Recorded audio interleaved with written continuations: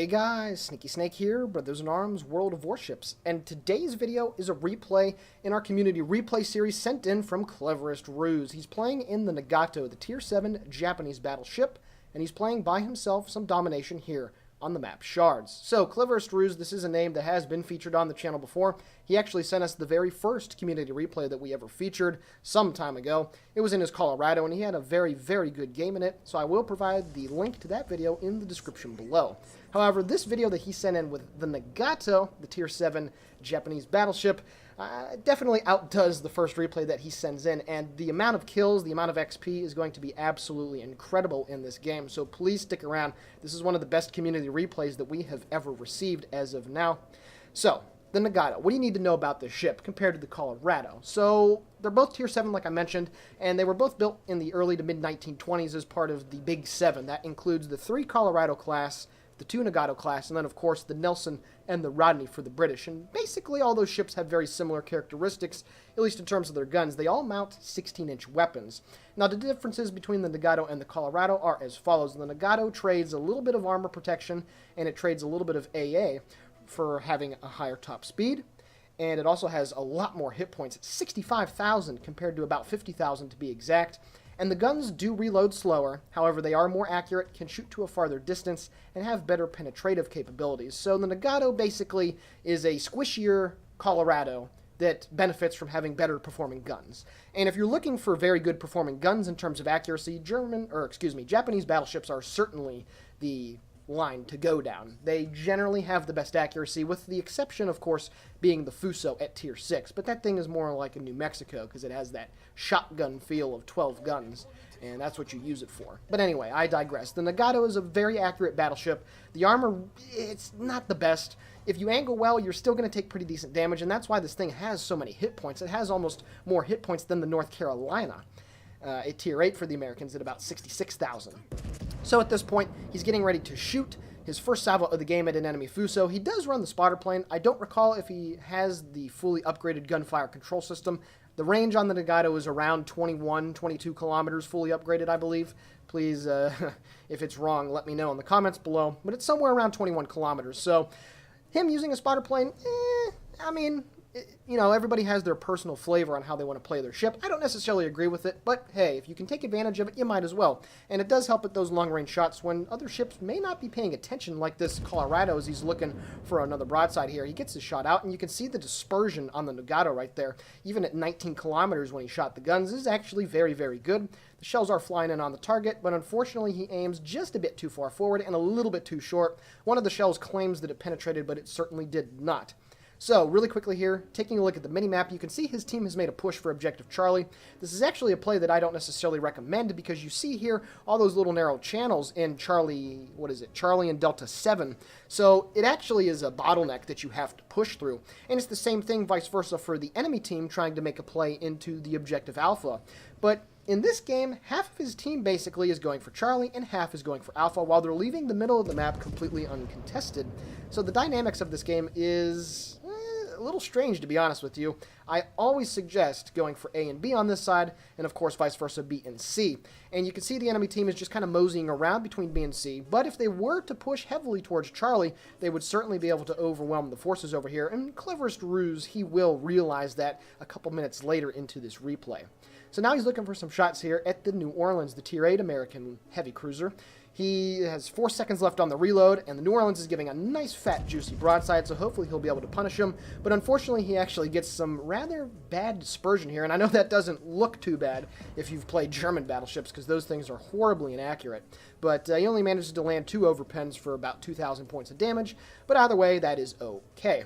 Unfortunately, the enemy Farragut manages to take out the Leander on his team, so they are down a ship now, and it's 316 to 368. They are continuing to capture Objective Alpha, however, so that's a very good thing. But you can see here there's an enemy Fuso. There's actually 2 enemy Fusos over here. New Orleans continues to move around the island. A Kutuzov is going to appear up here as well. And the Kutuzov is a very, very dangerous ship. And there are a couple Tier 8 cruisers other than the New Orleans in this game. And that Kutuzov is going to be a thorn in his side for the majority of the game. But we'll see if he's able to deal with him later in the replay. There's also a couple enemy Miyokos, too, as well, that are coming up here, and clearly at this point he realizes the threat and the danger that he's in, so he's going to start to turn away from the objective and get the heck out of there, because, again, there's no reason to be pushing in there, especially in a ship like this, which just takes damage like you wouldn't believe. So, 355 to 395, he's kind of just managing his options here. He's trying to turn around, and at this point, an enemy Miyoko appears at 9.5 kilometers, and he's trying to swing the guns. Really quick note here, the replay is a bit buggy in terms of turning the turrets, so when he fires his guns, obviously they're not pointed directly at that Japanese cruiser, but that's okay. He gets his forward 2 guns shooting, 4 shells flying in, manages to get a citadel and a couple overpens for about 15,000 points of damage, gets his rear guns out as well, shells flying in, and oh yeah, manages 3 out of 4 hits, 2 of them the citadel. And even though that Miyoko has a whole lot of hit points, it cannot take 3 citadels from this Japanese battleship, and he manages to get his first kill of the game. He's already up to 50,000 points of damage done with just over 5 minutes played into this game, and clearly the Miyoko was a tad bit salty about that. And again, that's what the Nagato excels at. It's the accuracy on these guns that sets it apart, really, from the Colorado. And it's not like the Colorado's accuracy is horrible, it's just the ability to be able to do stuff like that is something that the Colorado just does not do on a regular basis. Another thing that I mentioned is the armor-piercing penetrative capabilities. That Fuso is angled away pretty nicely, and he is actually going to overshoot these shells. The majority are going to hit forward of the A turret, and he still manages to do 3 overpens, 2 regular penetrations for over 12,000 points of damage. Something tells me if the Colorado shells hit at that area, it would have done significantly less. So a very, very nice salvo right there, and he is kiting away from the area. And at some point here, the Kutuzov is going to start shooting at him, but because he made the play to move away from Charlie, he's going to be able to outrun most of the shells that Kutuzov is going to shoot at him, as they are starting to fall in on him. The first salvo, that is indeed. And he's now looking for another shot here on the enemy Fuso. Friendly torpedoes do manage to run out, and there we go. He's taking some hits from the Kutuzov, but again, he made a very, very smart play there to move away from Charlie. And as the enemy team is moving into that objective, he does have 2 friendly destroyers in Bravo, so at this point the game still looks pretty decent. It's 506 to 361. Like I said, the dynamics of this one is very, very strange, but they're going to be able to capture objective Bravo. Again, losing Charlie, but that's okay, because he's preserving his hit points, and he didn't get suckered in to trying to deal with more enemy ships than he could chew. He continues to hold his fire right here, which maybe don't understand. I would still shoot at that completely bow away, I guess. I think I just made that up, but that Nagato that's going away, I still probably would have tried to soak in a little bit of damage on him, but nevertheless, he's a very smart player, and he's just taking a look at the situation on the minimap, and he's looking for a better shot, and clearly the Miyoko is actually presenting a better shot to him. So he's going to take it 15.8 kilometers, a full broadside out, and you can see there that enemy Kutuzov is having a very hard time shooting at him because he was moving away. Shells flying in, and there we go. A very nice shot, about 5,000 points of damage with one of the shells it claims to over-penetrate. So overall, I think that was a pretty good salvo, and it was good for him to hold his fire. The Miyoko is now going broadside yet again at 14.2 kilometers. He's not going to be able to reload in time, however, to get a shot on him. Then decides to continue to stay broadside at this point. So I'm actually kind of confused what this guy's doing. I thought he was going to turn away, but then he decides to continue to stay on that course and direction, and he manages to land almost 10,000 points of damage with, unfortunately, 5 overpens, but the accuracy right there was sublime. That kind of range, a Colorado would probably not be able to land 5 out of 8 consistently, but again, this is something that the Nagato is able to do very well. So at this point, that Fuso over there only has 700 hit points, and his team is winning 674 to 361. They have all 3 caps. Somehow the enemy team did not push into Objective Charlie, and they haven't been able to do anything Alpha as well. However, his friendly carrier is in a bit of a pickle as he does get taken out by that Farragut, and that Farragut has been having a very nice game down there at Objective Alpha. He manages to get his 2 forward guns out, however, and destroys the enemy Fuso to pick up his 2nd kill of the game, just shy of 80,000 points of damage, and if he were to die right now, this would still be a pretty good result in this battleship. He does take a fire from that enemy Kutuzov, but no worse for the wear. He's going to let it burn for a little bit. There's no point in putting it out. He's not in any serious danger, so he'll just let it burn, and he'll be able to get back the majority of the hit points that he loses. So the enemy team is finally making a concerted effort to try and snag Objective Alpha, but at this point it doesn't really seem like the game is really in that much of a pickle. It seems like they're going to be winning any minute now because they have a commanding lead in points. However, both sides have lost 4 ships, and they have lost their carrier, and that's the most important thing. Even though you don't see carriers too much these days, they still really are the most important ships, at least from a standpoint of being able to influence the game. especially late game when, you know, your superstructure has taken damage and you've, you know, lost anti-aircraft units due to high explosive spam or whatnot. So carriers can still be very deadly at the end of the game, and we'll see if that enemy carrier is able to make an impact on the game thus far. But so far, it's actually been pretty quiet on Cleverest Ruse's front here. He's just been sailing around here in the middle of B. He's been detected for the better part of the last couple minutes because this thing does have a very poor detection range at 16.6 kilometers. But I digress. It's not something that's too bad at the moment. He's taking some fire every now and then, but overall he still has the majority of his hit points. He is using his heal, and he's going to be able to get back to about 58,000 hit points, which is always good, and he'll certainly be able to use those hit points later in the game to do good. So at this point, he's looking for a shot now on the enemy Miyoko that was very lucky to not get deleted by him a couple minutes ago on that salvo that left him with 5 overpens. Very unlucky indeed. The Kutuzov is still lurking around at Charlie and is about to capture the objective, and he's still on more or less full health. Unfortunately, the Benson is able to take care of the friendly Colorado, so now his team has actually lost more ships than the enemy team, as the scores go to 767 to 382. He's holding his fire on the Fuso because the Miyoko is certainly the more dangerous target. Miyoko is coming in on a slight angle. He doesn't manage his own angle good enough, and he only is able to get 6 of the 8 guns going, and unfortunately his aim was off of a rather poor shot by him, and considering he's a pretty good shot, that definitely surprised me when watching this replay again. And the enemy Scharnhorst appears, so he does have 1 gun, and he's still holding his fire, waiting for his other turrets to reload. Now, this is a tactic that I definitely recommend in the Nagato. It's something that you can do. Try to close the distance very similarly to a German cruiser, and then kite away, and stay angled away at this kind of an angle where you're only presenting maybe 20 or 25 degrees to the enemy team, so your armor is still going to be decent enough to be able to hold up to their concentrated shell fire. However, the majority of the enemy team still is up there at Objective Charlie, and it would be completely foolish for him to push in there without support. However, he does have a Fubuki and the New Mexico coming up here as well. He did have his other salvo on the Fuso miss as well, so 2 rather poor salvos there by Ruse, as the Scharnhorst is now taking a pot shot at him as well. He's now looking for the broadside here on this Miyoko, and Mr. Gutierrez is giving it to him, so we'll see if he's going to be able to make this guy pay. He's continuing to turn broadside out, and this is every battleship's wet dream.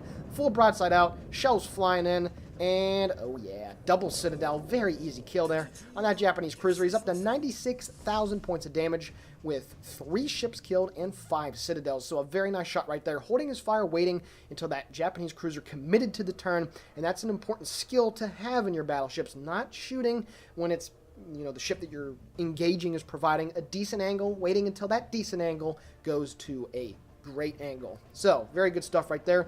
His team is winning 931 to 398. This game should theoretically be almost over, and indeed, the enemy Independence does get spotted by the Fubuki. So he is trying to swing his turrets to the starboard side to be able to engage this ship.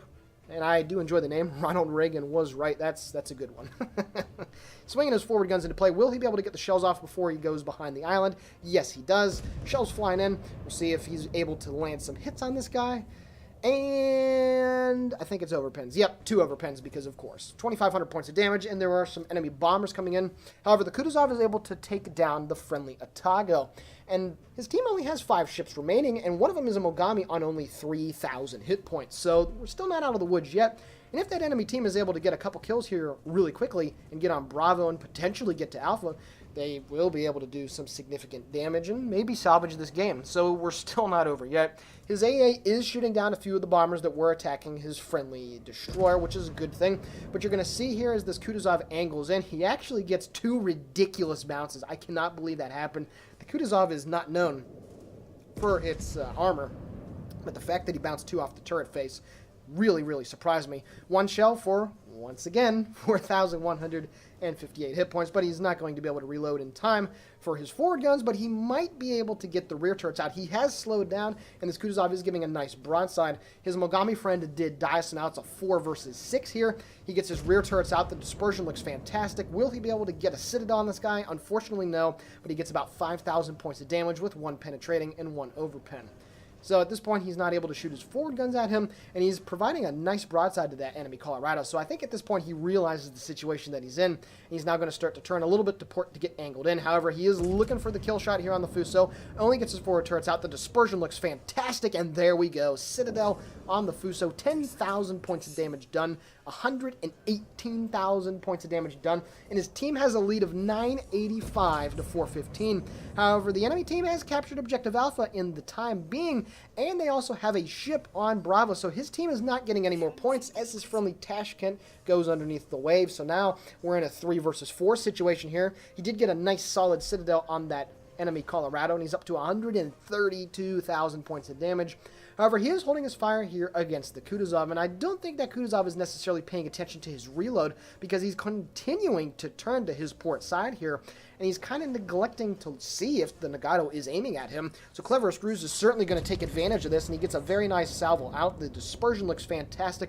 Will he be able to make the Kutuzov pay? The shells fall in and almost makes him pay. Gets a Citadel and 3 overpens, manages to reset 4 caps, picks up the high caliber, 148,000 points of damage done. That Kutuzov made a very bad play there, lost an unnecessary amount of hit points. You saw what happened when he was angled in a little bit ago, but I cannot believe that he let Cleverest Ruse get a cheeky shot on him like that.